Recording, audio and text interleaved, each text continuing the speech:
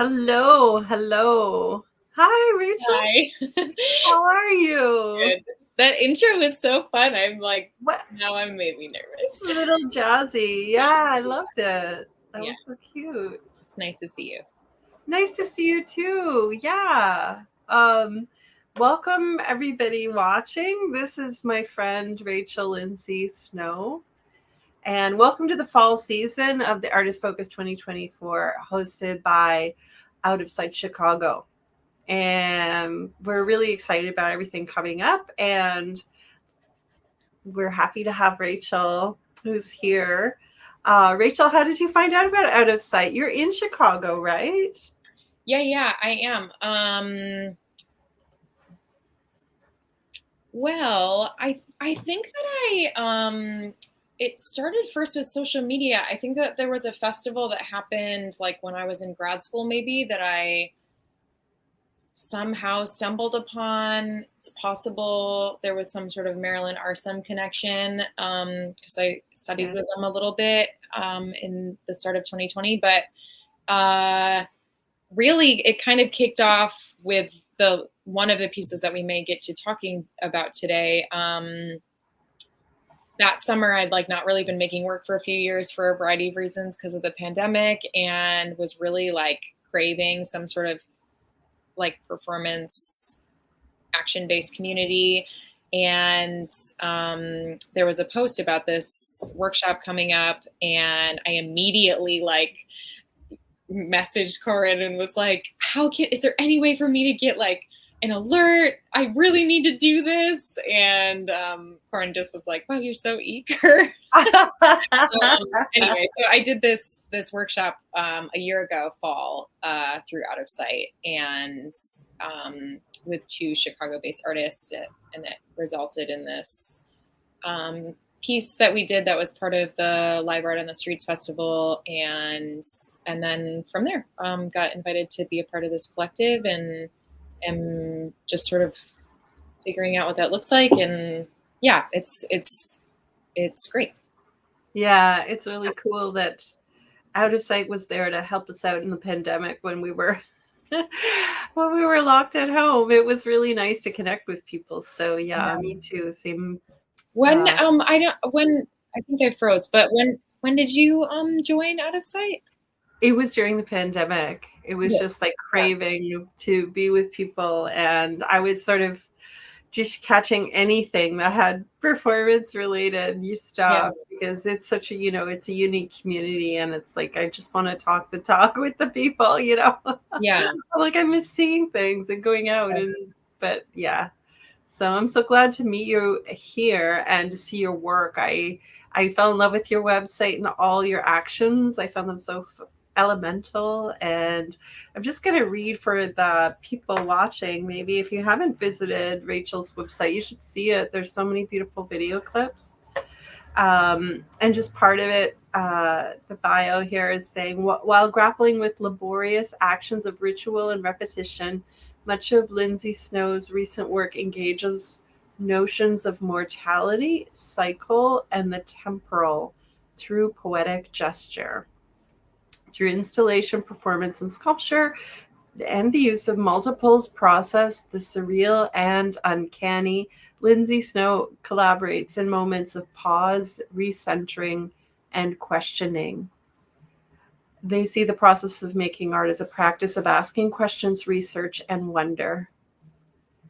And yeah, so I just want to quote you here. I'm filled with questions. Yeah. I continue to want to cover things in wax, find points of teeter and balance, melt ice, recede into wall cocoons, hold gazes, write salt poems, and hammer stones. I wonder if this is a coping salve or mourning. So I thought that was so beautiful.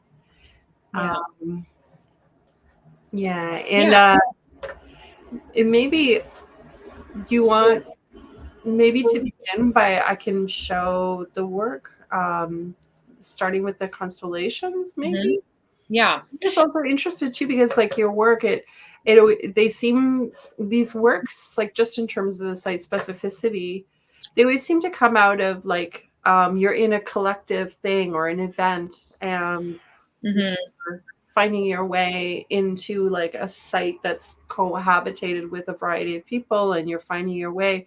So I think of it as being very site responsive, as opposed to like, I'm going to go to the White House and do this action. You're like, Yeah. hey, this is the space. Where am I feeling it? How am Yeah. I?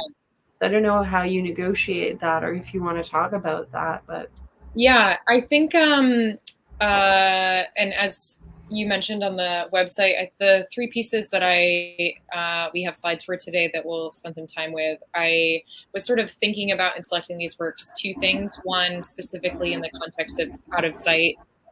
Out of sight thinks about sort of public space as performance space. And so these three works are works where, for me, they were much more accessible to the public. They weren't just like sort of a small action that was done like for a graduate level critique or something like that, which still has a sort of public facing aspect, but in a different way. And then the other reason I picked these three works is there was something in each of them for me that felt sort of pivotal. Like there was a element to each of these works that felt like it sort of shifted the way that I thought about something in relation to performance or action-based work, that then affected pieces going forward. So in the first one, time was a big component for that. That was the longest. That was like the first sort of durational piece I'd done, and it was 8 hours long. And then the second piece, thinking about sight and space, was really key for that one. The piece came out of the sight and space. And then the third piece, I think that just came out of, I mean, it is the piece that I did as part of the Out of Sight Festival. And also it was the first art I'd made in like 3 years. So pivotal. yeah, because all the sites are quite different. Maybe I could ask Karan to bring up the constellation video. Yeah. Yeah. So this work done in 2019. Maybe I'll just let you talk about it. But yeah, you mentioned the 8 hours. That's powerful. Yeah, I can say a few. So in this slide, this sort of gives a basic overview. This piece is now a little bit old, but for me, this was sort of at the beginning of the time when I was starting to really intentionally use my body as part of my art making practice. And I was in grad school at the time, had just started doing sort of performance-based work. This was maybe a year into that. And this was the first piece that I did that was not part of like a class or a graduate level critique. And it was the first more durational piece I did. And it was part of a festival of artworks that were happening. And all of the artworks were happening during the festival, were being created during that space. And most of the other artists, there were 8 artists all making works. I was the only sort of performance-based work. So the other works were all drawings or paintings or collages, or there was like a talk drawing that was happening. And I was really excited about this sort of forced commitment to do some sort of action-based work for 8 hours, and the accountability that kind of comes with it being part of an event. And so for this piece, I did 3 actions for 8 hours. One was I read aloud out of a booklet the UN Convention on the Rights of the Child. This was a document that was put out by the UN. It was ratified by 196 countries in 1990. And all of the members of the UN, with the exception of the United States, ratified this document. And the United States, I actually just double checked before our interview to make sure that nothing had shifted. I mean, because that would have been cool if since I did this piece, something happened. But the United States still hasn't ratified this. And there are all these like excuses for it. But So one of the actions for 8 hours was that I read through this booklet, read aloud the Declaration for the Rights of the Child, and the second action that I did simultaneously. So there was sort of this grappling that had to happen with how do I do these things at the same time. Is I had this collection of stones, and they're a little bit softer stones. So if you strike them with a hammer, they immediately start to get smaller in size, and if you continue to hammer them, they eventually turn into this powder. And so the second part of the action was hammering these stones, and the hammering, sort of the residue of this action of hammering these stones on this black mat board accumulates this type of kind of constellation referencing drawing. So the mat board kind of, the dust, both the dust, but also even fragments of the stone itself that are a little bit more textural, kind of embed in the mat board. So that action happened continuously for, those actions happened for 8 hours. I don't know. We talked about this a little bit earlier. Is there any things that well, just that idea too of like the stress of the conveners of the event and their hesitation to, oh, you're going to be hammering something. And so it led to you having to smash the larger rocks outside the window. Yeah. But I thought that was a beautiful element because of that idea of there's something happening, but we can't hear. We're watching you through glass, but then also that you have to travel between the outside to the inside. I don't know if you want to talk a little bit more about that tension and the tension of course, you're reading these rights of children that have not been ratified. And it's like, how do we break this system? But like, what's going on? So this kind of interruption of like the sound of the breaking of the stones and like the tension between you and the organizers, it seems like very powerful to me in terms of breaking apart and unsettling something through this performance action, and just being like, no, I really want to do this performance action, despite the fact that they were like hesitant to have someone hammering stones in the space. Yeah, I can, so just to flesh some of that out a little bit, there's a couple elements to making sort of like time and space specific work, which I think often happens in performance action work. Like this thing has not existed before that moment. And then in real time, this thing is happening, like potentially in a space where other people are also occupying that space. And that sort of uncertainty and like mystery, I think, is really anxiety inducing. And as somebody who has anxiety, this is often tricky. It's probably why I lean into this though, because it challenges me in that way. But it also is really exciting because things like for me at least, I'm like, these are the things I'm going to do and we're going to see what happens. Like even this question of what is a piece going to be about, or what's the work about? It's like I'm discovering that alongside of the other people and materials and things happening in the space. So in this particular case, it was interesting to have sort of an idea of what I thought the work was going to be and to meet some resistance from the organizers because they were concerned about me hammering stones on like a floor, and they were concerned about insurance, and they were concerned about like how loud it was going to be and how much dust it was going to create. And is this going to be a problem for people like breathing it in? And there were all these sort of like, ooh, we're really excited about you doing a performance piece because that feels edgy and like different. And then when I told them what I wanted to do, they were like, oh, which I also just find to be hilarious because, there's so many other things that happen in performative work that could have really pushed buttons more that I was not doing. But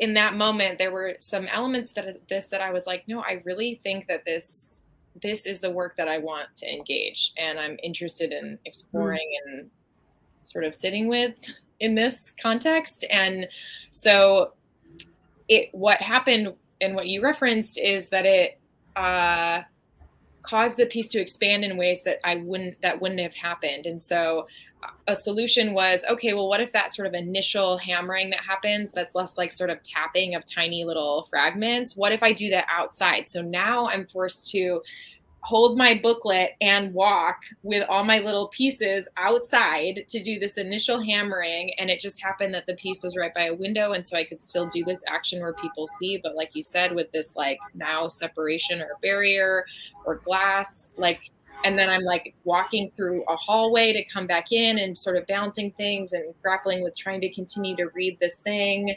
And, had like masks available for people if they were concerned, and had earplugs. Nobody took these things, but like that presence now of that additional complicated object in the space, I think is also interesting. That's like a part I haven't really investigated as much, but am interested in that. Like now you have this additional object that people have, like, that creates meaning, whether we realize it or not. And also that idea too, that like writing, when it's being written in such a like, sterilized form as the UN, it's like, it's there's a fluidity to it, but the fact that you're balancing it with these crushed rocks, it's like, it adds some texture to it that is like, actually, it's maybe easy to read, but it's not, like the embodied reality of this writing. It's creating these kind of tensions around this kind of polished writing or whatever of an official document, making it a little more rocky than it might read. I really love that balancing act of. I can't let your pun go without, I really liked your making it a little rocky. Yeah. Thank you. Yeah. Yeah. And how rocky it is to actually achieve some of those things. How do we break down these barriers, these these unseen walls? It's like, you're like, I've got to bring in this rock. And also I'd asked you before about why'd you choose the rock? And you were saying that you actually have an affinity for breaking rocks as a child. So it's like, oh gosh, like, I love that sense too around like how deeply embedded these relations are to materials. And your child, your personal child, like to break rocks, and here you are reading about children. Like, I don't know, it just, all the pieces seem to really cohere in such a expanded way, which I love. Yeah, your question when we sort of were preparing for this, your question about, did you collect all those rocks and where did you get them? I immediately had this like, oh no, I mean, I did, but they were like just from a parking lot. They weren't particular, because like materials and material collection is such a big part of has been in the past, at least a big part of my practice. There was this initial like, sort of insecurity for me with that question, because it felt like that I don't know, there wasn't the same type of reverence for these rocks or something, and that maybe, but then I said to you, well, not all rocks break the same. And suddenly I was like, oh, that's an interesting statement. And I like the way that I come to even know that rocks can sort of be smashed and I would say that rocks can be transformed, like their shape and objectness can shift, and is actually not sometimes is not as rigid as we think it maybe is.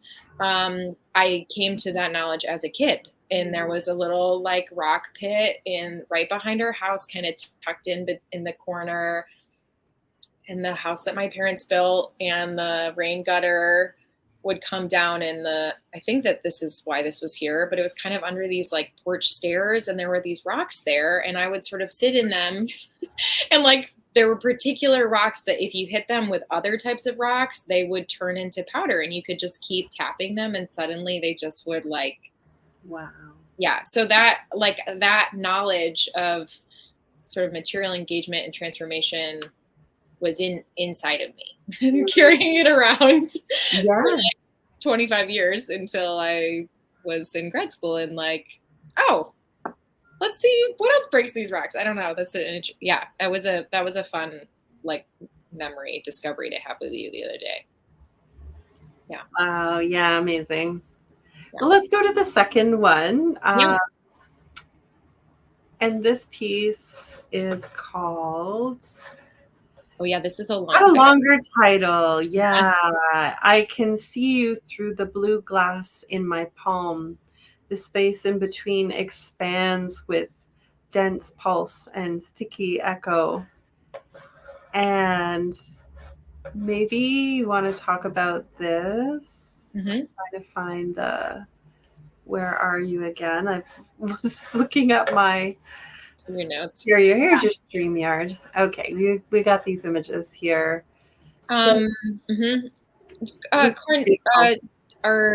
do you have the slide with the information, or did I mess something up? Maybe I messed it up. It's okay, no problem. So yeah, this piece, the title came after the piece. This very much was like I'm gonna sort of give myself these tasks and I'm not really sure what's gonna happen, and like creating meaning out of the thing as it's happening. But so this piece happened in January of 2020, just before the pandemic started. This was my last semester of grad school. I had an opportunity to go to Venice, Italy, to be a part of this amazing, like life-changing artist workshop. So there were, I think in total about 50 of us, split into two different groups. In my group, there were 26 of us. We represented, I don't know, it was like 10 countries or something. Wow. And we got to do this workshop with Marilyn Arsom, who is, I just respect a lot. And it was amazing. It was thinking a lot about time. And at the end of this workshop, we got to perform as a part of Venice International Performing Arts Week. And it was in this really beautiful, amazing old building in Venice. And the piece sort of began where Marilyn Arsom we went on this little field trip throughout the building, and everybody had to sort of pick a space. And Marilyn really wanted to challenge us to first pick the space and then pick a duration and then find an action to go in that space for that time. And the tour began of the building, and I immediately said, oh, wouldn't it be so interesting and kind of funny if somebody did a piece with the stairwell? And Marilyn sort of looked at me like, and then I wanted to do so many of the other rooms because they're so just like aesthetically gorgeous and have these like chandeliers and the lighting and all the old marble, but the stairs chose me right away. And then I know this is what I have to do. So I chose the stairs. I just really wanted to use the opportunity to use as much time as I could. And I also was really interested in, because the stairs, you have to walk up the stairs to enter the building and to enter any of the other rooms. I was interested in this action, like being a part of the architecture and structure of this space in which people were entering from the minute that they entered the space till the minute that they exited, that this was like already something that was happening. And then when they left, it was like gonna continue. So I decided to do the whole time. So this action for 5.5 hours, I kept my eyes closed the whole time just by keeping my eyelids shut, and would walk up the stairs, would while I got to the top of the stairs, I would turn around and then keeping my eyes closed, and then I would walk back down the stairs. And the whole time in my non-railing hand, I held a little piece of broken window glass that I had brought with me. It has sort of a bluish tint. So I'd get to the top of the stairs and I would transfer it to the other hand and turn around and walk back down for 5.5 hours. Yeah. And I think it's really interesting at a visual art exhibition to close your eyes and to keep them there for the duration of what might have been a visit to the gallery, you know, for 5.5 hours. And I loved something you said also that gave me chills, actually, was Rachel was saying that it's like the glass in her hand was like an eye. So her eyes were closed, but she had this eye in her hand. And I thought that's so beautiful and so subtle too, you know, like, yeah, I just really appreciated hearing about this piece, especially. Also, there was an interaction. I think you dropped the glass at one point and you stayed with the eyes closed. That was most important in terms of this action. Yeah. And also that you didn't know, you don't, when you have your eyes closed and you're in public, you don't know who's watching. You're just feeling a lot, I'm sure. I don't know if you want to talk about that moment or the range of the palette of different feelings or sensations that you were experiencing. I liked that phrase a lot. The palette of emotions or feelings. I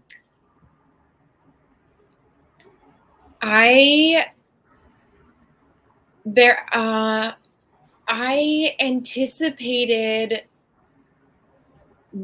walking up and down the stairs with my eyes closed to be more difficult, like without my sight. It was difficult for other reasons. Continuing to do that action barefooted on marble continuously for that long, like, is really taxing on other parts of your body. But in terms of like being able to find my way, like sensorially, was not what I was expecting. I really was expecting there to be a lot more like difficulty in that.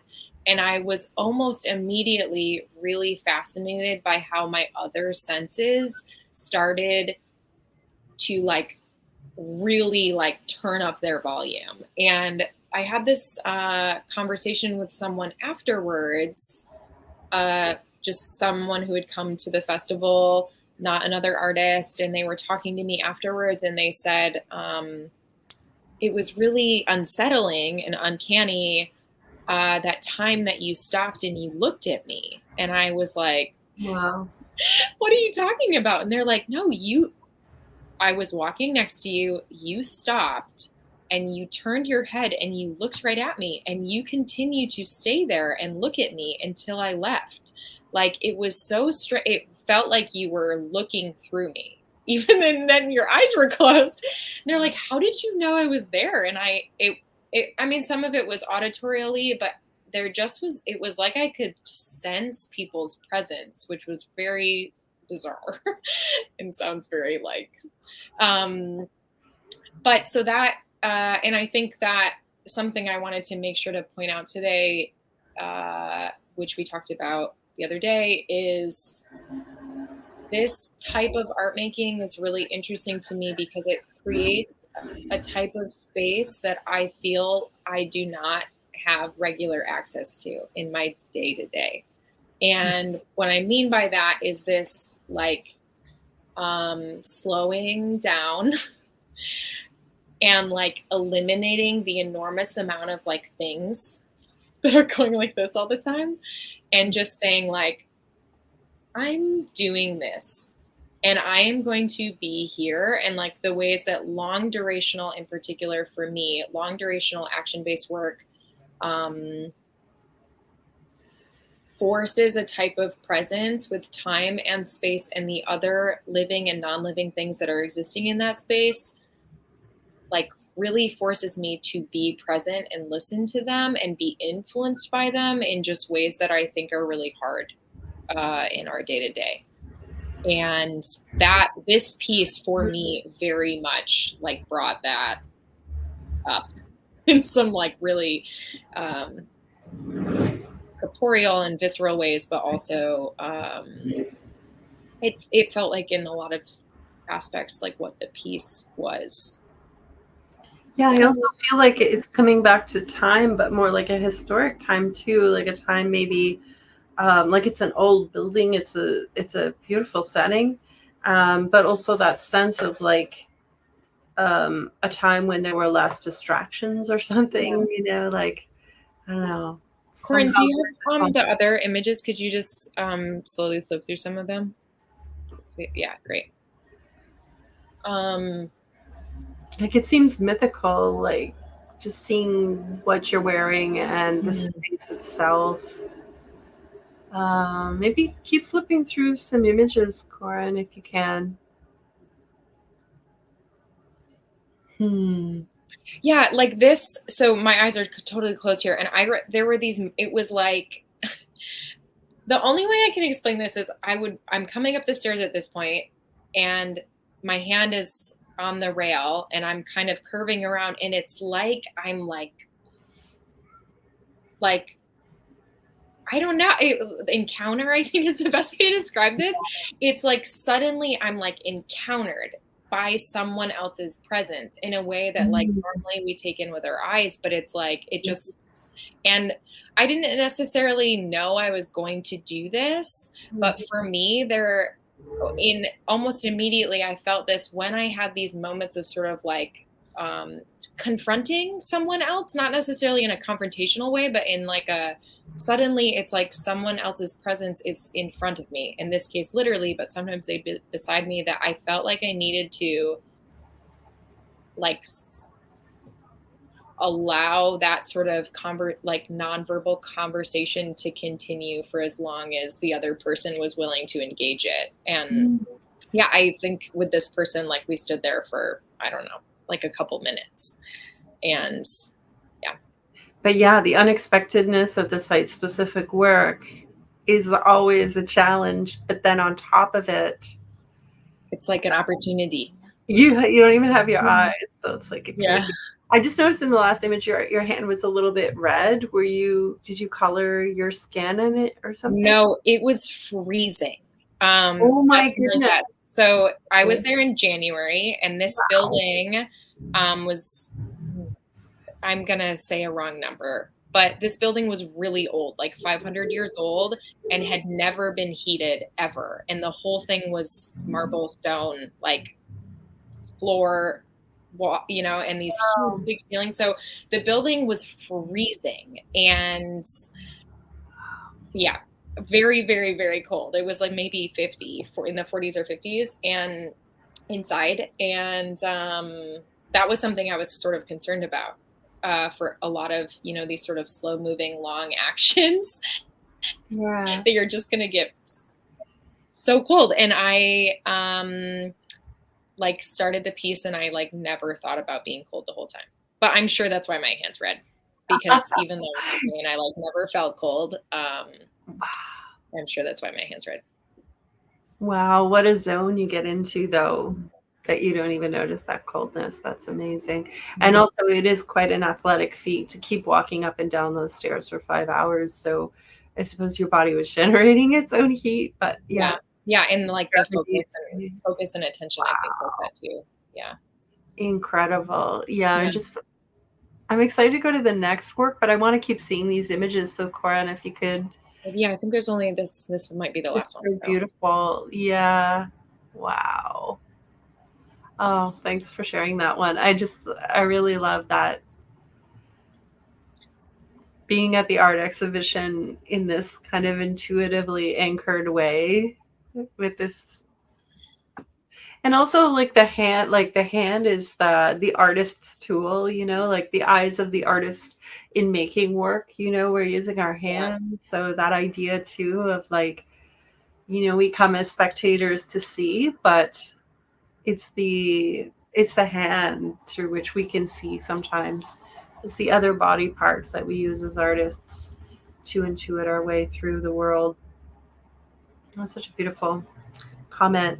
But yeah, I want to see the third series of images, Corin, if you can. And this is a really beautiful piece too, that I feel like your other works are, you've shown a couple of works that are durational, but this one seems like the biggest duration and the shortest at the same time. Yeah. Time is expanding, of 3 years of not making a performance, and then suddenly making this really compressed action that held so much. I don't know. I feel like that the waiting is part of the performance as well. Did you want to comment on that, or? Yeah, I think Corinne's putting in the chat that there is like a 1-minute video. I don't know. We can maybe we can Let's watching part of that. Let's see if it works, and then we can talk. It's quite short, that video. Yeah, I think it's like a minute, and then we can talk when we go through the slides and stuff. It's nice to see the rhythm of the video for sure. Mm-hmm.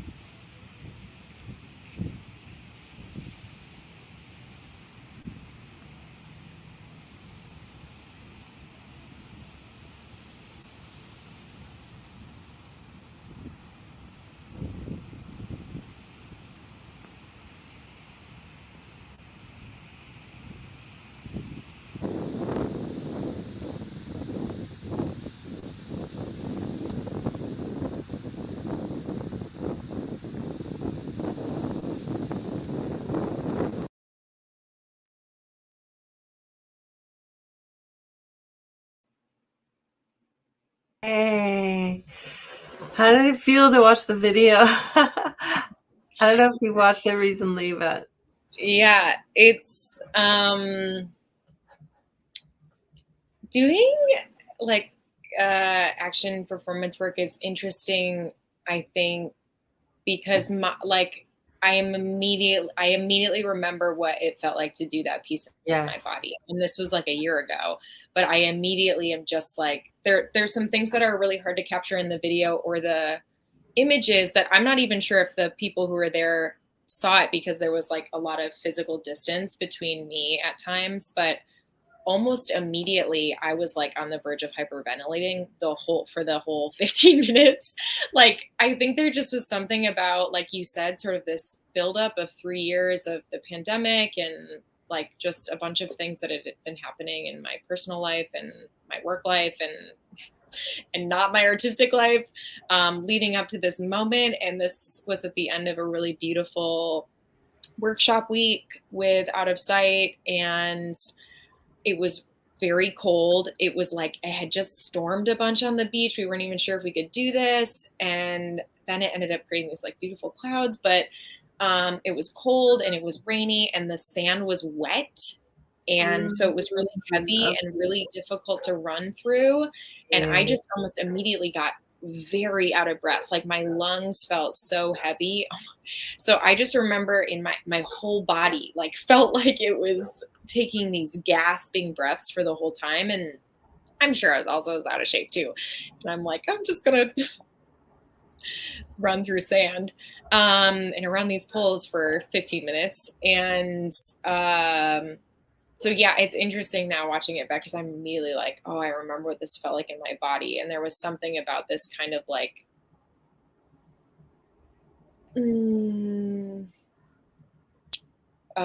so the piece sort of ends at this point where I'm like running around this pole and I kind of like lose my footing. I think, I don't know. Oh, is that why you laid down?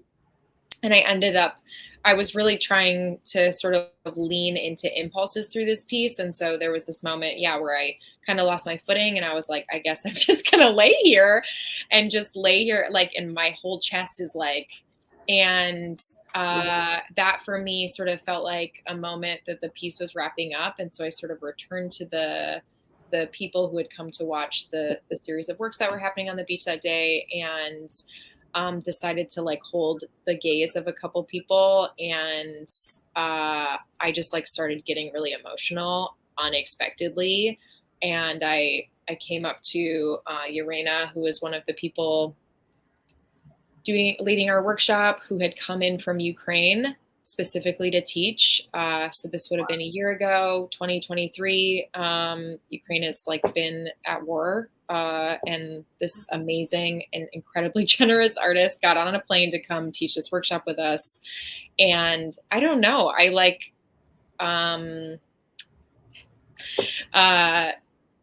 so emotional. I looked at them and I just started like sobbing. Like I out of nowhere just started like gasping, sobbing. And they like got up and gave me a hug. And I was, so your original question was, how was it like to watch this video? And I just like the feeling of what this felt like in my body, like immediately comes back. This sort of like kind of gripping intensity and like sort of panic. And then this like moment of kind of release, or like what it, what it feels like to be able to fully fill your lungs after like gasping for a long time, is sort of metaphorically, I think, what that felt like this moment with Urena, who's in this image, who everyone should also check out their work.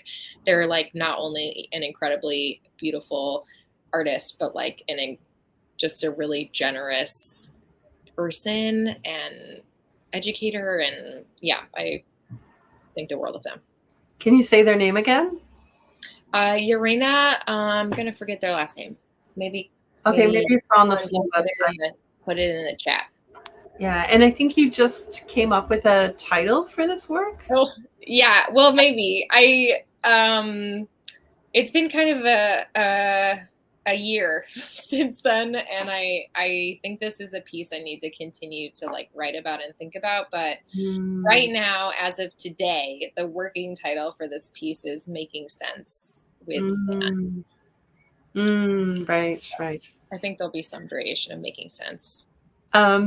Yeah, but also when you were speaking, it was that sense too that I was really moved by, is this internal sense meeting the external, like the body is in relation to this giant space and running between these things. But it's like the internal world is such a big world, this world of breath, and yet it's tiny compared to this space. So there's something about scale that's really beautiful in that work for me. And also just coming back to the materials that you're using across those three pieces, like you have the stone, you have the glass, and then you have the sand. So it's just kind of neat in terms of, these granular things, or these, like, I think glass is made from sand, isn't it? I know. But suddenly I'm like, oh. And you're on this beach where you were hammering rocks, making dust. Now you're in this field of dust, it's just really interesting how. Field of dust. I'm gonna write that down. That was nice. It's really beautiful though, and it looks like such an urban site. And like, what are those holes? This is in Chicago. This space.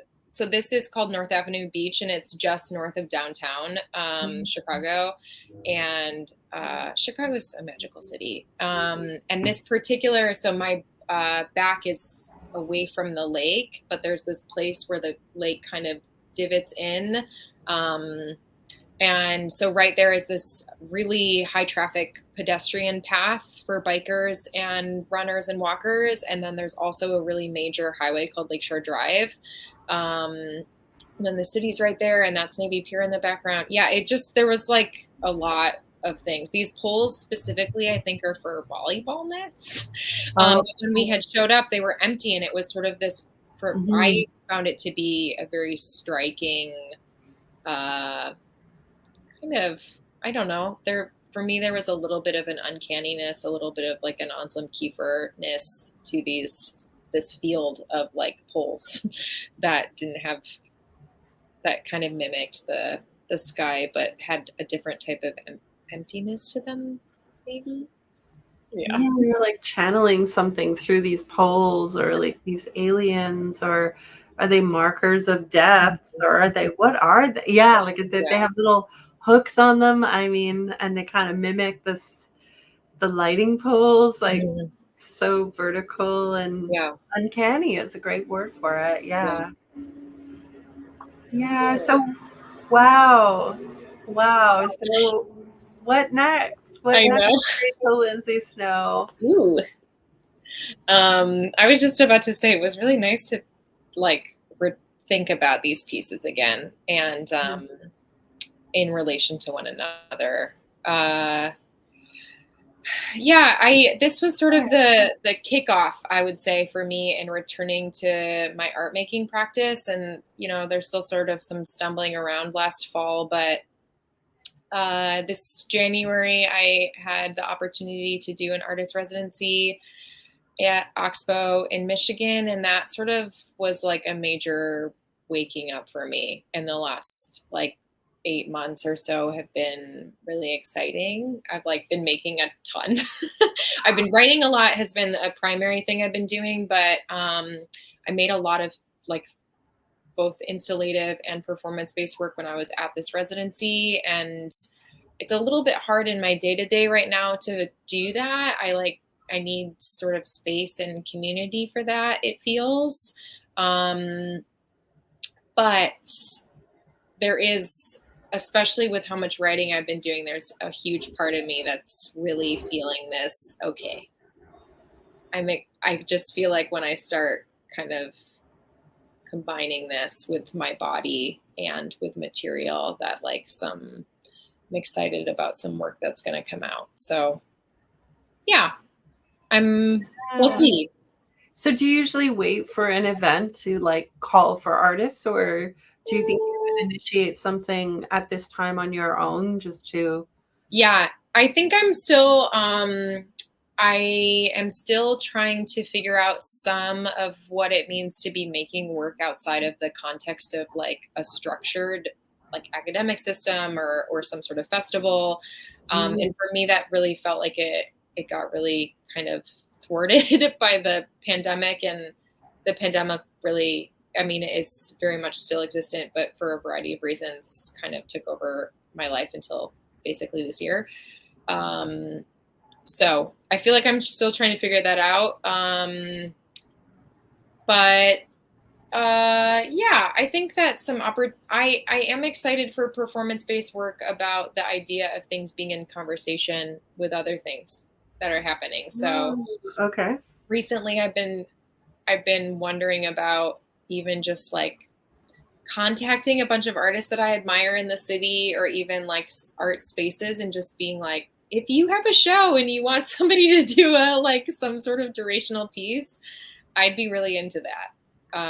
And like talking about thematically kind of what they're thinking about, coming up with something that could be in conversation with work. Yeah, this That's has been a beautiful. thing I've been thinking about. So I think that's a great proposal because you're so good at these site responsive things that, given those, parameters of someone's doing something, they'd like to see something, yeah, I always shy away when someone wants to see performance because I'm like, oh no, it's probably not the kind of performance that I'm willing to bring. But I like your bravery in terms of that. we'll see. I haven't sent the emails yet, so. But yeah, I think some of this actually, because I was able to do a piece in July as part of a show. There was a show called Barely Here, which was like right up my alley conceptually. I'm really interested in the ephemeral. And so it was a group show, and then they asked me to do a piece during the closing, and it was really exciting to be able to sort of think about the works in the space, think about the space, think about the other artists, think about the topic, and then arrive at this action that I was then able to do at the closing. And yeah, I got done and was like, I need to do this more. Ah, Was immediately how I felt. So that what was the action? I had 2 large glass bowls, and one started completely empty and the other one started surface tension full with water. And for 2.5 hours, I dipped my face in the full bowl and then transferred it through just like it running off or dripping off my face into the empty bowl until, and it really was that it was just supposed to, the action was supposed to go until I had transferred all the water from the one bowl to the other. But it was an interesting thing because in the very beginning, you can hardly put any of your face in the water because you displace too much water. And because it's just like surface tension full, I could only put like the tip of my nose. So it was like this very kind of micro, like one drip at a time.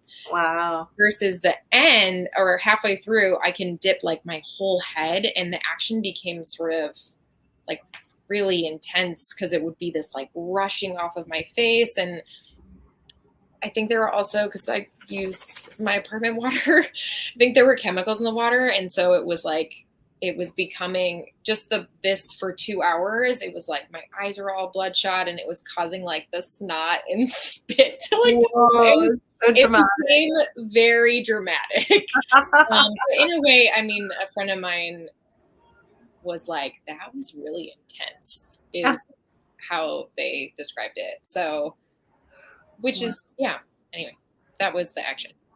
Oh, wonderful. Thank you for describing that. Yeah. And thank you for talking about your work today. It was so. Oh, I know, we're done. We just have a few more minutes. So maybe you want to say something else? Is there anything else that's coming to mind about, I don't know, who you are? Who are you, Rachel? Yeah, I think as I said, I think that it was really exciting to return to these works in this conversation. I do feel like I went on these long-winded answers, so I appreciate your questions were very prompting to me. And I'm just really grateful both for this time, but our conversation that we had preparing, your thoughtfulness and like engagement. And everyone should also check out Low Bill's work. It's a good incentive to get you to finish your website. Yeah, I got to work on that. Yeah. Rachel has a beautiful website, so please go and visit. You can just Google her name and I didn't even ask your pronouns, but that's okay. Okay. So yeah, visit Rachel's website. There's lots of good video there. And so it's just so nice to see you in touch with so many, I don't know, just different materials. But then, yes, just seeing this site-specific angle was really nice. Yeah. Yeah. So yeah. Thanks again. Yeah. Thanks, Carl. Thank you. Thanks for facilitating. I look forward to meeting you in person someday. Chicago is not so far. I'm in Toronto. I know. I gotta swing by. So thanks again. Great.